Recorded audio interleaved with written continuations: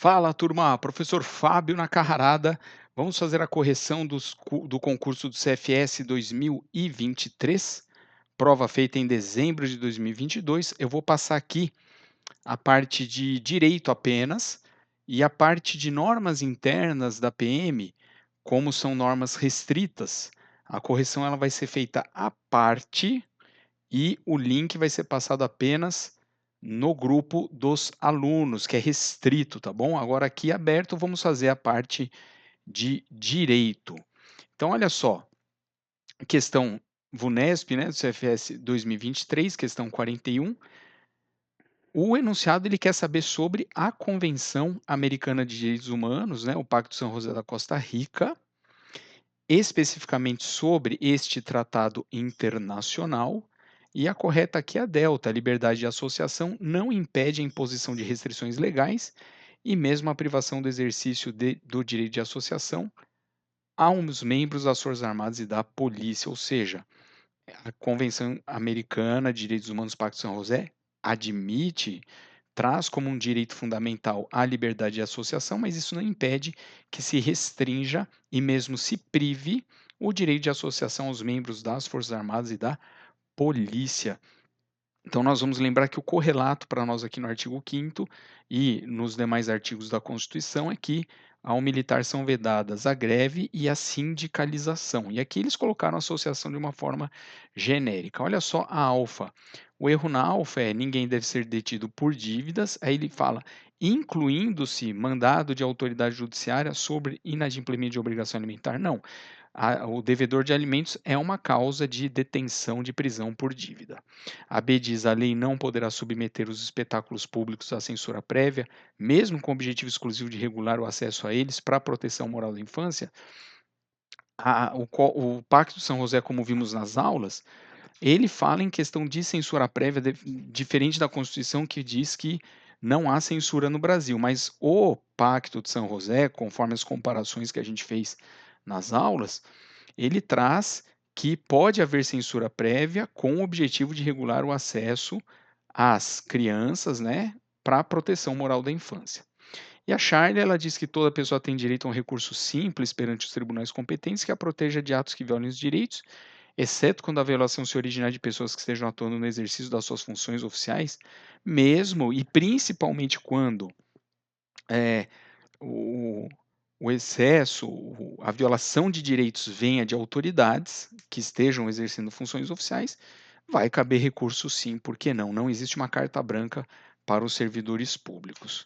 Então, olha só, sobre essa questão 41, tem uma aula gratuita, aberta, lá no meu canal do YouTube, né, aqui onde você está me assistindo, para a prova do CFS Cabo, Direito Constitucional e Tratados, onde eu comparo, essa aqui é uma parte, né, onde eu comparo o direito constitucional e o Pacto de São José e também a Declaração Universal dos Direitos do Homem, que é o que é pedido na nossa prova. E nessa aula que eu faço sempre com transversalidade, vinculando os assuntos, né, o artigo 5º da Constituição diz que ninguém poderá ser compelido a associar-se ou permanecer associado, e também que as entidades associativas, quando expressamente autorizadas, têm legitimidade para representar seus filiados judicial e extrajudicialmente, as ações que as associações entram em nosso nome.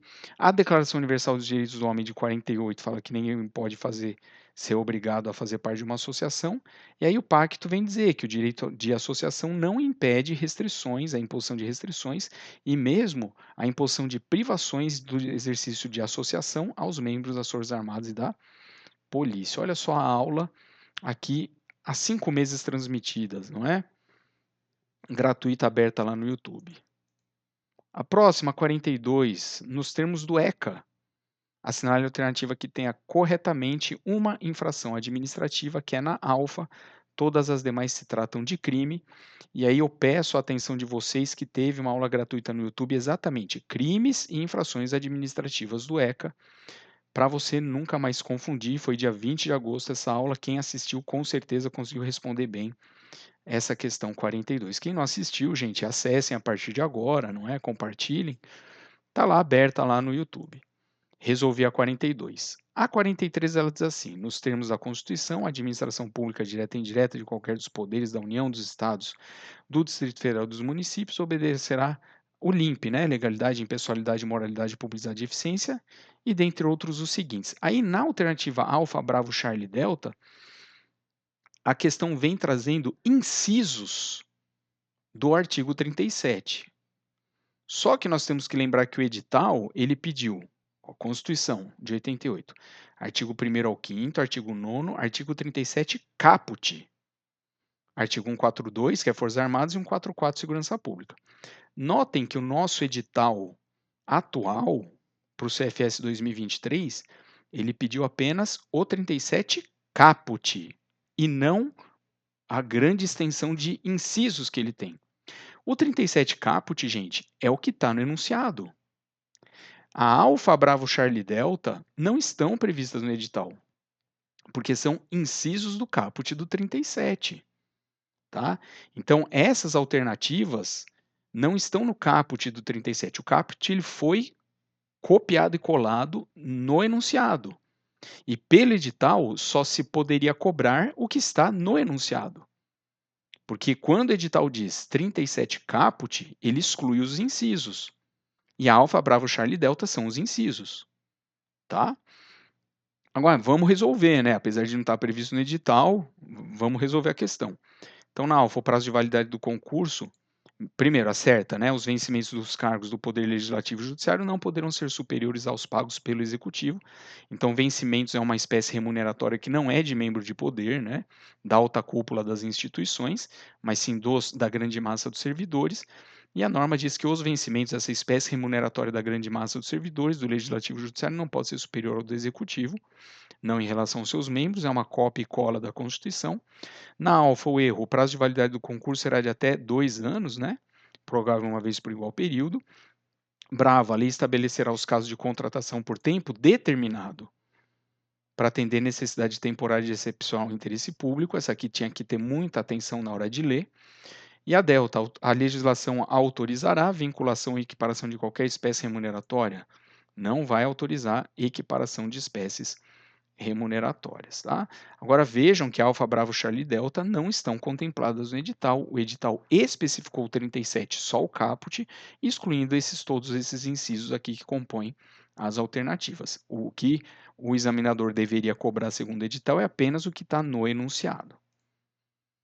A 44 ela diz, nos termos da Constituição Federal e no que concerne às Forças Armadas, constituída pela Marinha, Exército e Aeronáutica, é correto afirmar, e a correta é alfa, que são instituições nacionais e não meros órgãos públicos, né, têm dignidade constitucional e fazem ali a função finalística, precípua para a qual o Estado foi criado, e são organizados com base na hierarquia e disciplina sob a autoridade suprema do presidente da República. Então, são forças militares federais, mas o chefe supremo é um civil, o presidente da República. O que está errado na Bravo?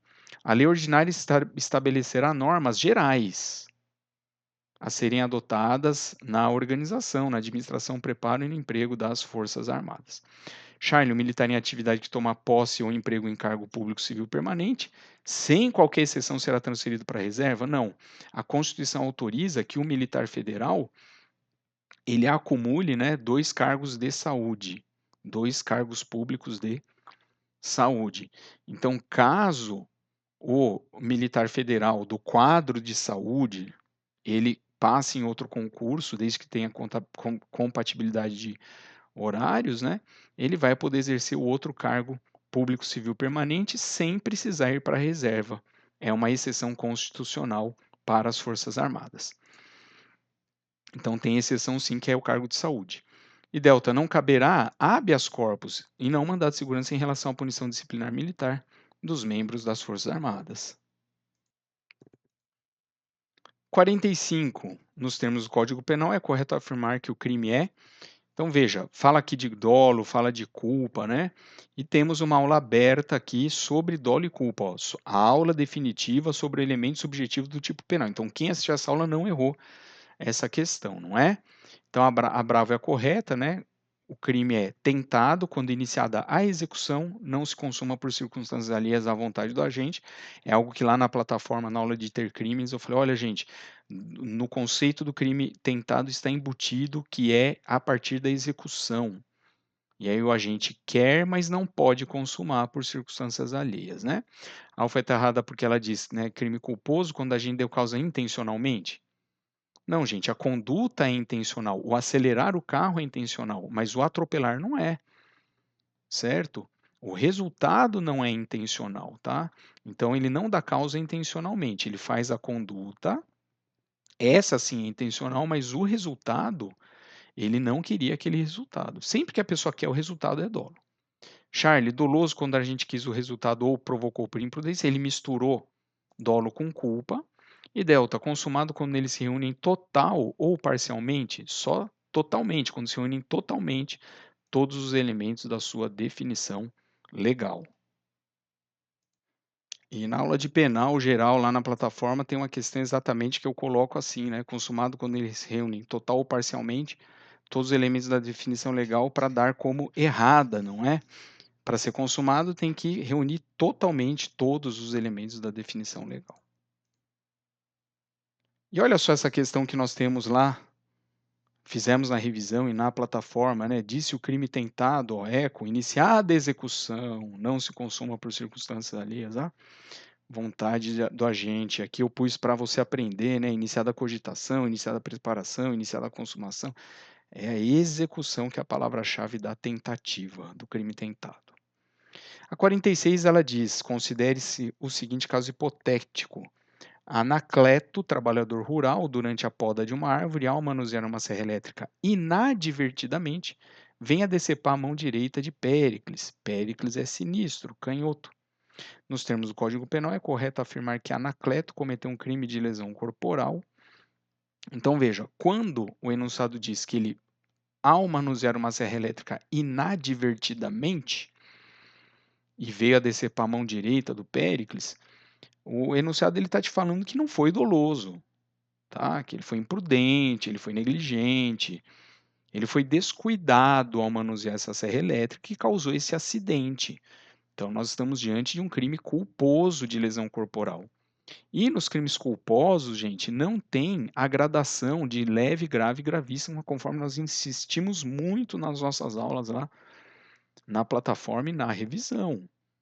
Só há que se falar em lesão leve, grave e gravíssima nas lesões dolosas.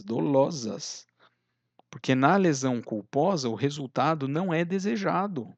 Então você não desejava que o indivíduo ficasse mais de 30 dias sem fazer suas ocupações, que ele ficasse, enfim, que ele perdesse membro, sentido ou função. Tá? Então insistimos muito nisso lá nas aulas. Então, ó, culposa grave não existe. Só há que se falar em gradação de culpa, leve, grave, gravíssima, no doloso, tá? Aí a Bravo está errada porque é doloso, o que o enunciado avisou, não foi doloso, foi inadvertidamente que ele manuseou a serra elétrica. A Charlie está errada porque ela fala culposa gravíssima, e a Delta é correta, é culposa, a pena de detenção de 2 meses a 1 ano, porque na culpa, gente, não tem gradação em leve, grave e gravíssima. Olha aqui a aula que a gente passou na plataforma, que passamos na revisão, né? Lesão corporal dolosa, leve, grave e gravíssima. Ó. A gradação em leve, grave e gravíssima sai da dolosa. Culposa, detenção de 2 meses a 1 ano. Aí eu aviso na aula, a gradação da culpa em leve, grave e gravíssima é aplicável apenas nas lesões dolosas, dolosas. A culpa não tem gradação, tá? E como o enunciado da questão anterior falou sobre usar a serra elétrica inadvertidamente, estamos diante da culpa 2 meses a 1 ano. 47. Nos termos do Código de Processo Penal, no que concerne a preventiva, é correto afirmar o quê? Então é bravo, né? A decisão que decretar a prisão preventiva deve ser motivada e fundamentada em receio de perigo e existência concreta de fatos novos ou contemporâneos que justifiquem a aplicação da medida adotada. Olha, Alfa, a preventiva pode ser decretada como garantia da ordem pública, ordem econômica, quando houver probabilidade da existência do crime. Não, tem que ter prova do crime e indício suficiente de autoria. pressuposto de preventiva, prova do crime e indício suficiente de autoria. Na Charlie, é a mesma coisa. Pode ser decretado por conveniência da instituição criminal, garantia da ordem pública, garantia da ordem econômica e aplicação da lei penal? Pode, mas o pressuposto é que tenha prova do crime e indício suficiente de autoria.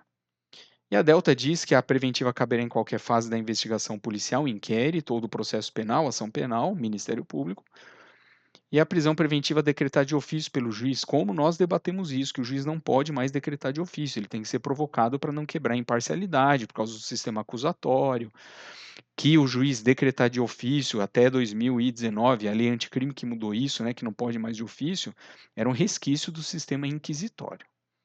Veja que na revisão eu coloquei exatamente essa questão. Ó. A decisão que decretar a prisão preventiva deve ser motivada e fundamentada em receio de perigo e existência concreta de fatos novos ou contemporâneos que justifiquem a aplicação da medida adotada.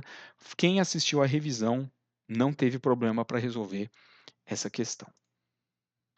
Próxima, 48. Nos termos do Código Penal Militar com relação aos crimes de embriaguez em serviço e dormir em serviço, é correto afirmar, alfa, que o crime de dormir em serviço ele pode ser consumado em lugar não sujeito à administração militar, tá?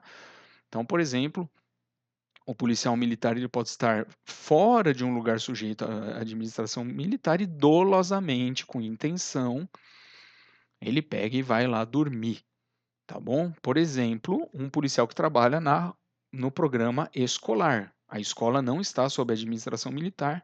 Ele vai lá num canto lá onde as merendeiras ficam, no refeitório, fez amizade com elas, falou: posso tirar uma soneca aqui? Pode. Aí tira o cinto, deita, começa a roncar, enfim.